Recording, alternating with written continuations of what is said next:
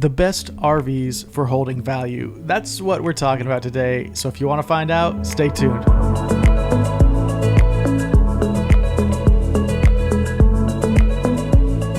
Welcome back to the channel and thank you for joining me here today. It is no surprise that RVs depreciate in value. I mean, that's just a known in the RV community. No one really buys an RV for an investment 99.9% of the time. But there are a few ways you can lose less. Some RVs hold value better than others, and that's pretty obvious whenever we look at some of the numbers. So that's what we're going to talk about today. Before we get into some specific brands that really hold value well, let's just talk about RV classes. As for motorized RVs, you have Class A's, Class B's, and Class C's. A Class A motorhome depreciates pretty quickly, usually around 30% within the first 3 years. After 10 years, they can be easily only half the value that they once were. That's a pretty big loss for a really big RV. Class A's, they're motorhomes, they're typically longer and require a lot of maintenance. Class B RVs, they also lose some value, but not as much as a Class A. They're going to lose around 30 to 33% in those first 3 years, but then be able to hold some more of that value as the years go on after that. Class C RVs typically lose the least amount of value, and I think it's because there's a better market for a Class C RV. It's really meeting in the middle between a Class A and a Class B. You still have space, you still have maneuverability, and it's an easy intro RV for someone getting into the lifestyle. So while there might not be much logic behind why it retains more value as far as just the type of RV it is, I think because it has a larger base market that you can probably sell it easier and there's more competition whenever you sell it, making the price not dip as low. When we get into the towable market, that's where we start running into even bigger issues with depreciation. Travel trailers in particular, they're pumping these suckers out, just the standard box travel trailer. So you can expect to lose up to 40% of the value over the first 3 years because there's so many being made. The dealerships are so quick to do financing on this type of trailer because they can make a lot of money off of traditional travel trailers. And because the market is inundated with these things, it doesn't set up people to be able to retain very much value with a traditional travel trailer. According to Camper Guide, fifth wheels are what lose the most value over time. They can lose up to 45% of their value in the first 5 years and up to 71% over 10 years. That's a huge amount. And one reason why we see this is because the larger the trailer, the harder it is to resell.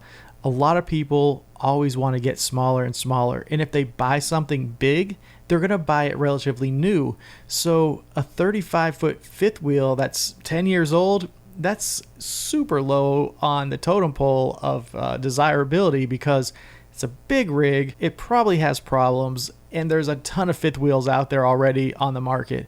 So whenever you see these large price drops, it's usually due to the competition in the buyer pool. Now let's talk about brands. What brands are going to hold the value more than others?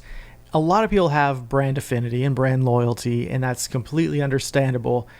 And they're going to intrinsically think that the brand that they own holds more value, and it may hold value for sure. But the market is all we care about. And according to the market and what people are reselling for, the clear winner of resale value is Airstream. Airstream is iconic in America. It really hasn't changed its design in 50 years, which means sometimes you can't tell a 1970s from a 1990 or a 1990 from a 2010. So they have a certain curb appeal that people have loved throughout the ages, and as the design remains the same, more and more generations feel that nostalgic pull towards Airstreams and make them very desirable to have people wanting to own one. They're also made with the aluminum design, which can stand up to weather better than just traditional travel trailers. And on that note, molded fiberglass campers, these hold a lot of value as well. One reason why is because they're not mass produced.